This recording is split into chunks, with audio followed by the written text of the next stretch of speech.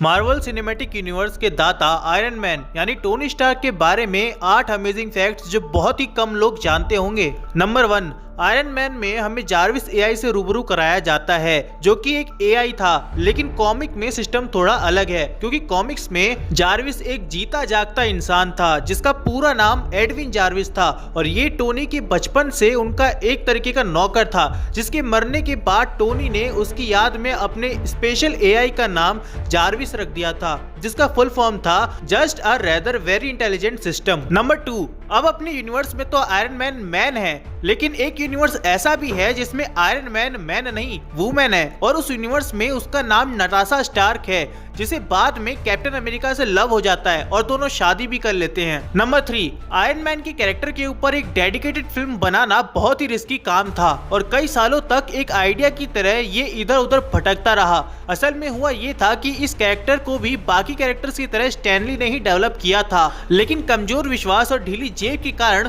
1990 में उन्होंने universal pictures को आयरन मैन के राइट्स बेच दिए थे, लेकिन जब इनकी बस की भी ना हो पाई तो 1996 में 20th सेंचुरी फॉक्स ने आयरन मैन के राइट्स पर हाथ मार लिया, लेकिन इनसे भी कुछ ना हो पाया। तो सन 2000 में न्यू लाइन सिनेमा ने इनकी जिम्मेदारी उठा ली, पर उस स्टूडियो के डायरेक्टर को आयरन मैन का कॉन्सेप्ट इलॉजिकल लग रहा था और उन्होंने भी हाथ पैर मारना बंद कर दिया और एंड में जाकर मार्वल को ही 2005 में जिम्मेदारी उठानी पड़ी और सन 2008 में आयरन मैन को पर्दे पर उतार ही दिया। नंबर 4, आयरन मैन का सूट 100 टन तक के वजन को भी उठा सकता है जो कि एक ब्लू व्हेल जितना भारी होता है, 100 टन यानी कि लगभग 1 लाख केजी। इसके अलावा हल्क भी एक ऐसा कैरेक्टर है जो इस भारी वजन को उठा सकता है, लेकिन वो एक सुपरनेचुरल क्रिएचर है और टोनी एक आम आदमी है। नंबर 5, आरडीजे से पहले बहुत सारे एक्टर्स थे जिन्हें आयरन मैन के लिए सोचा गया था, जिसमें टॉम क्रूज, निकोलस केज और रॉब लॉय भी थे, जिनमें से निकोलस केज को तो तब अप्रोच किया गया था जब आयरन मैन के राइट्स यूनिवर्सल पिक्चर ने खरीद लिए थे,